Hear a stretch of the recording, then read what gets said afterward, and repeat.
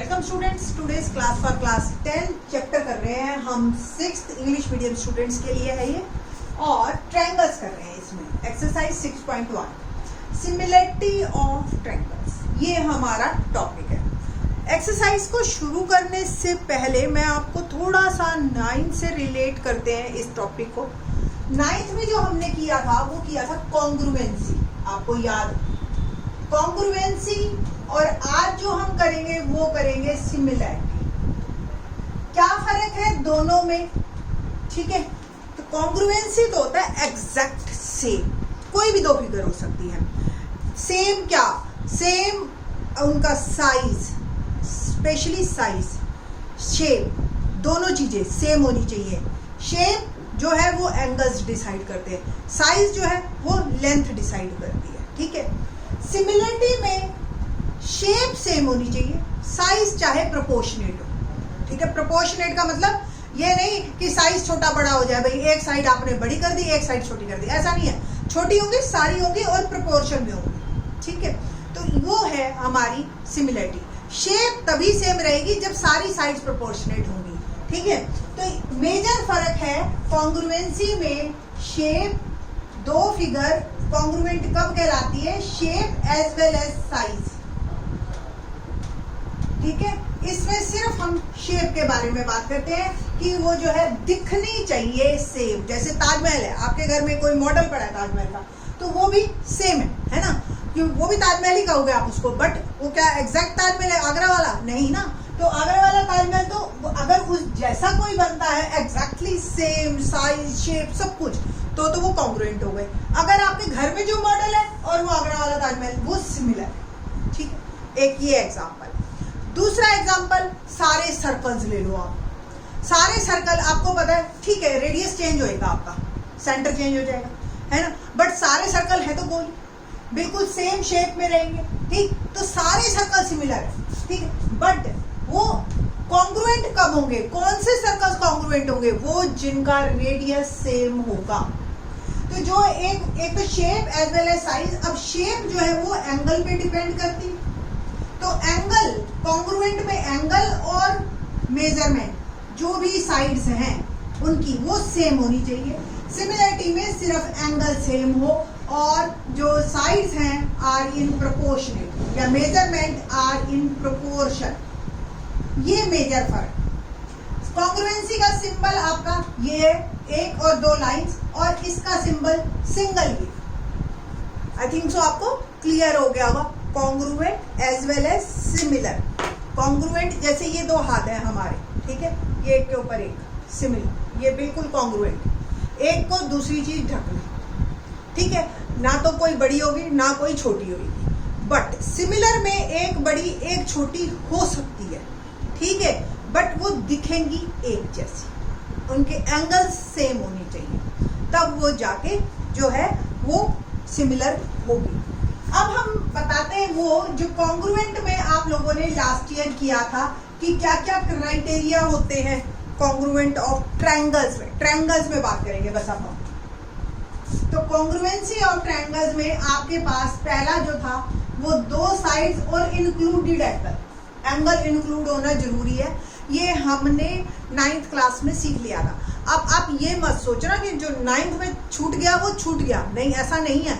9th वाले सारे question वापस आएंगे, ठीक है? ये नहीं कि आप अपने दिमाग से उसको निकाल के चले, तो उसको बराबर का रिकॉल कर लें आप कि दो साइड्स इक्वल और एक इंक्लूडेड, दो साइड्स आर इक्वल और इंक्लूडेड एंगल जो है वो भी सेम होना चाहिए, ठीक है? कॉन्ग्रुएंसी की पहला क्राइटेरिया। दूसरा क्राइटेरिया आपको याद हो, AAS या ASA। क्यों ये एक ही बात है? रीजन बीइंग कि दो एंगल अगर सेम हो गए तो तीसरा एंगल भी अपने आप सेम हो जाता है ना? तो उससे जो है आपके जो ये दो ट्रायंगल्स जो है ये भी आपके जो है इस तरीके के, चाहे वो इंक्लूडेड साइड हो चाहे ना हो, ठीक है, वो सेम आ ही जाएगी अपने आप। इंक्लूडेड तो हम बना देंगे बाद में लेटर ऑन, ठीक? तो तीसरा जो क्राइटेरिया आप लोगों ने कर रखा है वो है SSS, all sides are equal. Angle के बारे में चाहे ना भी पता हो, बट ऑल साइड्स अगर इक्वल है तो आप कह सकते हैं कि ये कॉन्ग्रुएंट होगी। और फोर्थ आपने की थी RHS, कि एक राइट एंगल ट्रायंगल में हो, और राइट एंगल में एंगल 90 हो गए, हाइपोटेन्यूज उनका इक्वल और बाकी दो साइड में से कोई भी एक साइड अगर इक्वल है तो वो ट्रायंगल्स भी कॉन्ग्रुएंट होती हैं। तो कॉन्ग्रुएंट के बारे में ये बात है। हम बात करते हैं अब सिमिलरिटी के बारे में, जो इस साल हमने सीखनी है। तो सिमिलरिटी में थोड़ा सा फर्क है, उतनी मतलब स्ट्रिक्ट नहीं है जितना कॉन्ग्रुएंट है। तो पहला तो ये ठीक है, दो साइड्स जो है प्रोपोर्शनेट होनी चाहिए बेटा, प्रोपोर्शनेट, इक्वल होनी जरूरी नहीं है, प्रोपोर्शन में होनी चाहिए, सेम होना चाहिए रेशो उनका, और इंक्लूडेड एंगल होना चाहिए, पहला साइड। दूसरी साइड में आपका ए सिर्फ दो एंगल इक्वल हो, तीसरा तो अपने आप इक्वल हो ही जाएगा, है ना। दो एंगल इक्वल होते ही आपको इसमें साइड की जरूरत नहीं है। तो सबसे ज्यादा इंपॉर्टेंट और सबसे ज्यादा यूज वाली ना ये वाली सिमिलरिटी क्राइटेरिया हमारा काफी यूज होता है। यूज तो बाकी सब भी होंगे, बट जो है ये ए दो एंगल अगर आपको कोई दो ट्रायंगल्स के सेम मिल जाते हैं, इक्वल मिल जाते हैं, तो आप कह सकते हैं ट्रायंगल्स आर सिमिलर। तीसरा जो है इसमें एस है, बट ये इक्वल नहीं है, दे आर इन प्रोपोर्शन। क्या है? They are in proportion.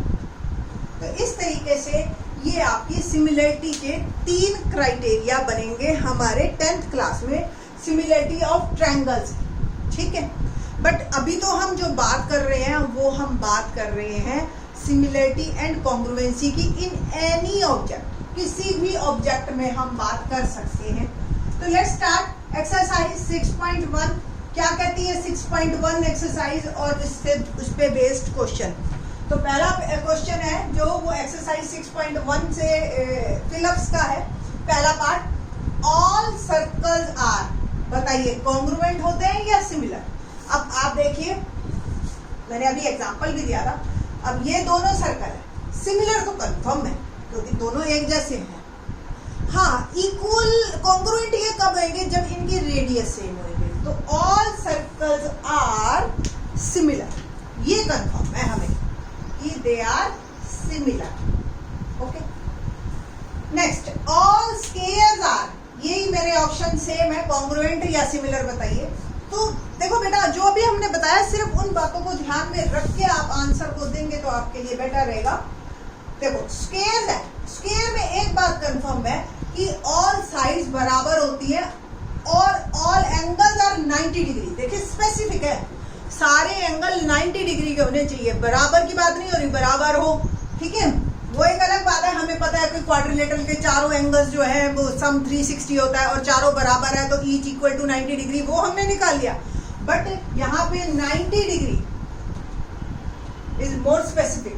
तो दोनों स्क्वायर, ठीक है, एक स्क्वायर के अंदर दूसरा स्क्वायर आ जाएगा, ये भी स्क्वायर है, ठीक है। तो मैं मतलब कहने का ये मतलब है कि सारे स्क्वायर्स के एंगल सेम होते हैं और एंगल इक्वल होते ही शेप सेम हो जाती है, और शेप सेम होते ही सिमिलर तो वो हो ही गए।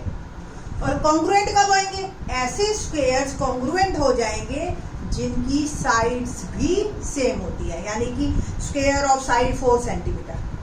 तो दोनों square of side 4 centimetre are congruent, but all squares are similar, ठीक है। आई थिंक सो आपको क्लियर होगा। Next, third, all dash triangles are similar, ठीक है जी। अब ऐसी कोई ट्रायंगल सोचो जिनके एंगल्स हमेशा सेम रहते हैं।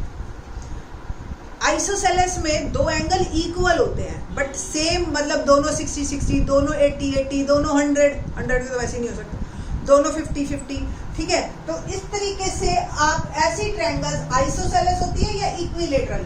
तो as you know equilateral triangle का फिक्स है कि इक्विलेटरल ट्रायंगल के सारे एंगल्स 60 डिग्री के होते हैं। तो इक्विलेटरल ट्रायंगल में अगर साइड ना भी दे रखी हो आपको, तो आपको एंगल्स पता है कि ऑल एंगल्स आर इक्वल, और all angles are equal then it is similar, ठीक है। तो थर्ड में आएगा इक्विलेटरल। फोर्थ, अब बात करते हैं to polygon of the same number of sides.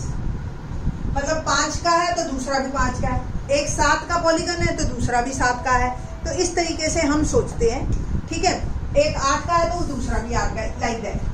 तो ऐसे पॉलीगन जो सिमिलर हो उनके देयर कोरस्पॉन्डिंग एंगल्स आर, बताइए इक्वल होंगे या proportion? Angle should be equal, तभी बात बनेगी, तभी वो सिमिलर होंगे। एंगल इक्वल होने चाहिए, साइड्स प्रोपोर्शन में चल सकती है। साइड्स प्रोपोर्शन में तो सिमिलर तो है और इक्वल हो गए तो कॉन्ग्रुएंट भी हो गई, but angle should be same, should be equal. तो ऐसे जो है आपकी फिगर्स वो सिमिलर कहलाती हैं। आई थिंक सो क्लियर हो गया होगा आपको, not only in triangle similarity, in each figure, in each shape, ठीक है। आपको क्लियर होना चाहिए कि सिमिलरिटी क्या है और कॉन्ग्रुएंसी क्या है। एक्सरसाइज 6.1 का ही क्वेश्चन नंबर 2 देखते हैं, क्या कहता है क्वेश्चन नंबर 2 में।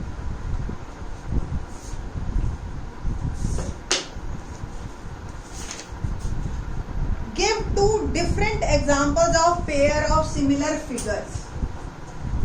बताइए सिमिलर फिगर, अभी यहीं से ही लिया आपने, simple, all circles, all squares, similar है ना।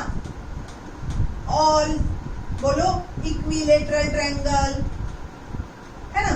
तो इस तरीके की आपकी ये सारी जो है सिमिलर फिगर हैं। Non similar figure, non similar में तो जो मर्जी ले लो आप, लाइक मैंने कहा 2 ट्रायंगल्स, स्केलेनल ट्रायंगल्स, बिल्कुल अलग अलग, ठीक है जी, ठीक। 1 रेक्टेंगल एंड 1 इज स्क्वायर। अब देखो आप, रेक्टेंगल और स्क्वायर एंगल अब भी सेम है 90-90, बट ये सिमिलर भी नहीं है, ये ध्यान रखना, ठीक है। एंड आ स्क्वायर, ठीक है। तो ये जो है आपके कॉन्ग्रुएंट, ये नॉन सिमिलर है, ओके। थर्ड में हम क्या कहते हैं, पूछता है क्वेश्चन नंबर 3 है, state whether the following quadrilaterals are similar और नॉट।